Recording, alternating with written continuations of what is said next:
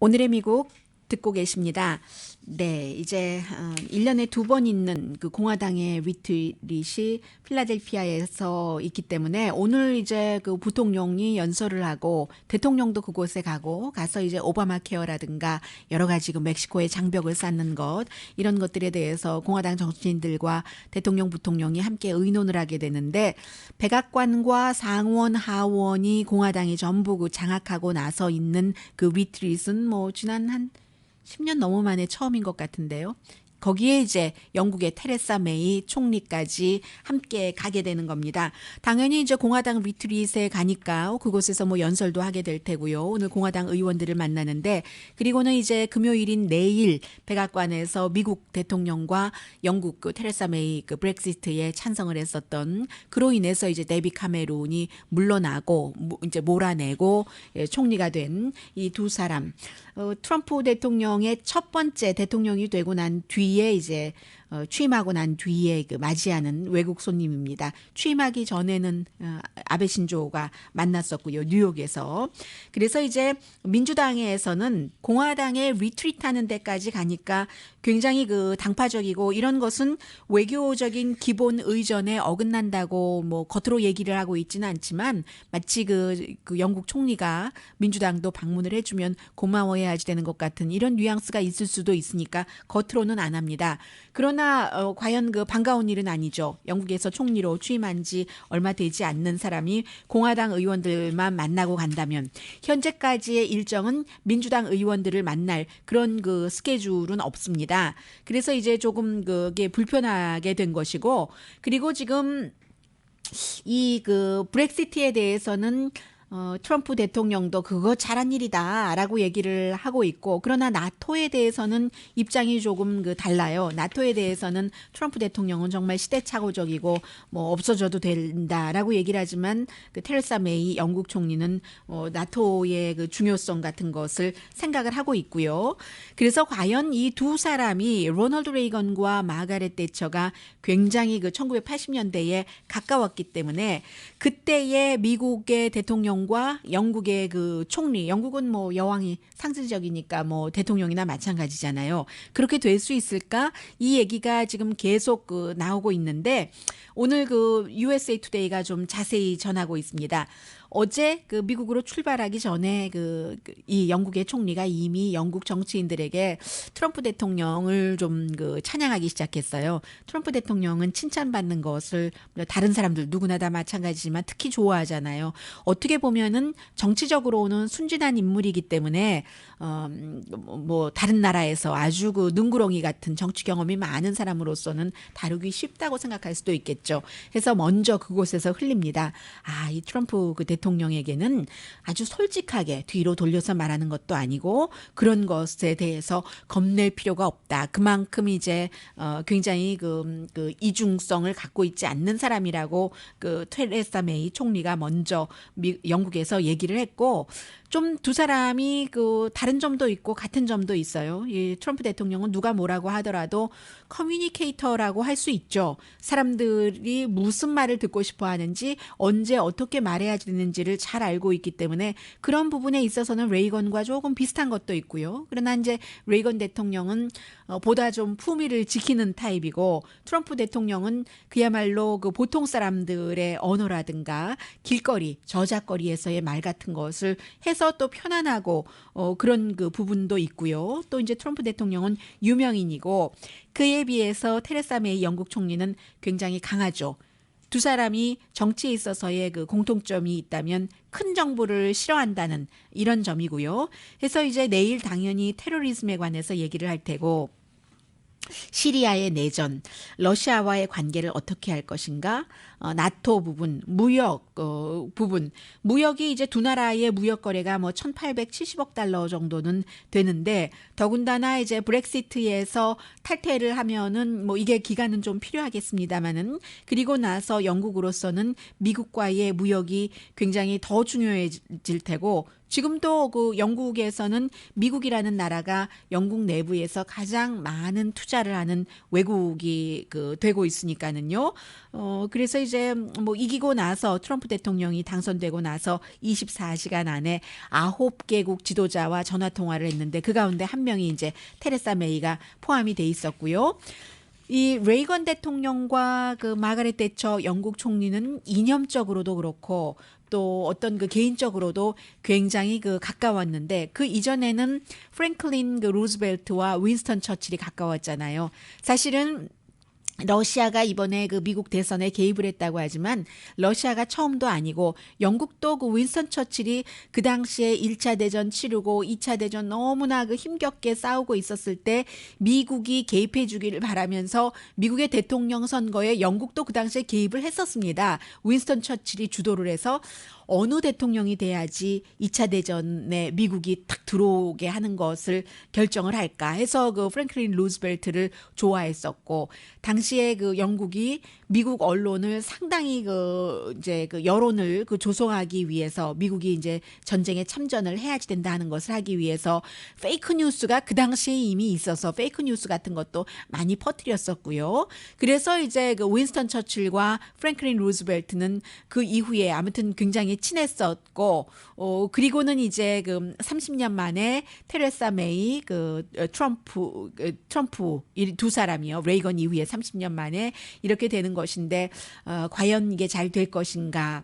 레이건 대통령은 굉장히 그 마가렛 대처의 일에 있어서의 윤리 같은 것 그리고 강직한 것 노조가 아무리 싫어해도 뭐 탄광 같은 거 폐쇄하고 노조와 대립하고 굉장히 강했잖아요. 언론이 아무리 비판을 해도 언론보다 사실은 마가렛 대처가 더 강했기 때문에 어느 부분은 그 성공을 했는데 그런 것을 좋아했고 마가렛 대처는 그에 비해서 본인이 그 언론과 굉장히 대립을 하고 있기 때문에 로널드 레이건 대통령의 그 능숙한 어떤 그 유머러스한 점이라고 할까요? 커뮤니케이션을 잘하는 것 이런 것들을 좋아했고 두 사람은 구소련을 굉장히 싫어했었다는 것 그리고 자유시장을 좋아했었다는 공통점이 있는데 지금 테레사 메이와 그 도널드 트럼프의 경우는 캐릭터는 그 달라요. 캐릭터는 다르기는 하지만 테레사 메이가 좀 차가운 사람이잖아요. 그 마가렛 대처는 현실적인 사람이었고 레이건 대통령은 굉장히 좀 차밍한 사람이었고 그에 비해서 이 트럼프 대통령은 좀 그 투박하다고 할까요? 그런 부분들이 있는데 근데 이제 두 사람 다 지금 현재의 그 영국 총리와 미국 대통령이 외로운 사람들이라는 것 국내에서 또 해외에서도 마찬가지로 테레사 메이도 친구가 별로 없잖아요. 브렉시트를 찬성했었던 것 때문에 그리고 트럼프 대통령도 미국을 우선으로 하는 것 때문에 그 별로 그 내부에서도 공화당 이외에는 친구가 없고 해외에서도 마찬가지가 될 테고 그래서 오늘 그 USA 투데이가 이 두 사람이 대서양을 건너서 최고의 친구가 될 수 있는가 아직은 모르기는 하지만 서로 필요한 것만은 분명한 거죠. 테레사 메이 그 영국 총리로서는 블랙시트가 재난이 아니다 하는 것을 해외에 누군가 중요한 사람의 입으로서 홍보가 될 필요가 있는데 그게 이제 트럼프 대통령이 해주고 있는 것이고 그리고 트럼프 대통령으로서는 이제 그 멕시코 대통령도 오지 않는다고 하니까 무역 딜 같은 거 TPP를 무효로 했고 나프타도 이제 재설계를 한다고 하는데 이런 것들이 다 떨궈져 나가고 어떤 큰 변화가 있을 때 영국과 더 가까워져야지 되는 이런 것들도 그 필요하고 해서 일단 두 사람이 서로가 그 원하는 부분이 있기는 하지만 어떻게 될지에 대해서는 who knows라고 말씀드릴 수 있는 것이고요. 그리고 이제 또 중요한 것 가운데 하나가 오늘도 역시 이 부분을 그 트럼프 대통령이 얘기를 하고 있는데 여전히 이제 서류 미비자들이 힐러리 클린턴에게 불법으로 투표를 많이 해서 조사를 해야지 된다. 근데 자꾸만 사람들이 도대체 증거를 대봐라 하니까 어떤 증거를 댔느냐 하면은 베른하르트 그 랑거요. 그 베른하르트 랑거가 그 독일의 두 번 그 메이저 그 마스터 우승자 아니에요. 그가 나에게 얘기를 했다. 플로리다주에서 선거를 하려고 섰는데 그 선거 관리자가 그 선거를 하기에 굉장히 그 까다롭게 본인에게는 하면서 이 그 베른하르트 랑거의 앞뒤에 있는 사람은 마치 그 어떤 그 나라 이름도 언급을 했습니다. 언급을 하면서 그 사람들에게는 쉽게 투표를 하게 해주더라. 그래서 굉장히 이 랑거가 좌절을 했었다라고 얘기를 했거든요. 그런데 이 랑거의 딸이 뭐라고 미국 언론과 뉴욕타임스와 인터뷰를 하느냐면은 아버지는 지금 영주권자고 독일 시민이기 때문에 투표권이 없는 사람이다. 그리고 트럼프의 친구도 아니다. 트럼프는 친구라고 얘기를 했습니다. 왜 트럼프 대통령이 그런 말을 했는지는 모르는데 다만 우리 아버지는 이 트럼프 그 대통령 당선자와 땡스기빙 데이에 한 번 만났고 그때 우리 아버지가 친구 스토리요. 앞에 그 트럼프가 베른하르트 그 랑거가 얘기를 했었다는 그 친구 스토리를 한 것밖에 없다라고 얘기를 그 하고 있습니다. 그래서 이제 이런 부분이요. 그런데 이제 또 하나는 지금 언론이 스티브 배넌 그 백악관의 이제 수석 그 전략가에 대해서 이 사람이 뉴욕과 플로리다주 두 군데서 유권자 등록을 했다. 마치 두 번 투표하기 위해서 그런 것처럼 얘기를 하는 그렇게 해석을 할 수도 있잖아요. 듣는 사람으로서는. 왜냐하면 그 트럼프 대통령이 지금 그런 그 부분을 얘기를 하고 있는 시점이기 때문에. 그런데 그런 것은 아니고요. 그리고 이 스티브 무누신 그 재무장관 그 지명자도 마찬가지로 그 두 군데서 유권자 등록을 했는데 미국에서 2012년을 기준으로 퓨 리서치사가 조사를 했었을 때 275만 명이 두 군데서 이제 그 유권자 등록을 했었던 일이 있는 겁니다. 원래는 뭐 법적으로는 한 군데서만 해야지 되는 겁니다. 새로운 곳으로 이사를 갔었을 때 그것을 얘기를 하고 이제 이쪽에서 저쪽으로 전하고 어떠한 형태로 되든 그 전에 있었던 거주지에서는 없게 되는 것인데 이게 미국의 275만 명이나 유권자가 그렇게 할 때는 사실은 뭐 누구라도 뭐 어떠한 형태로든 할 수 있는 거죠. 스티브 배넌의 경우는 본인이 분명히 그 뉴욕에서 투표는 한 번만 했습니다. 뉴욕의 그 유권자 등록소에서 본인이 이제 얘기를 했고 그 저쪽 플로리다 쪽으로 편지도 보냈다고 하는데 플로리다주에서는 그런 편지는 받은 적은 없다. 그런데 이제 마치 앞서 말씀드린 것처럼 이 두 사람이 두 군데서 이 트럼프에게 두 번 투표하기 위해서 이런 일들이 일어난 것은 아니고요. 어떤 뭐 행정착오가 될 수도 있고 본인들이 미처 그 수습하지 못해서 그럴 수도 있고 해서 모든 그 언론의 보도를 다 예민하게 받아들이실 필요는 없다는 말씀 드리고요.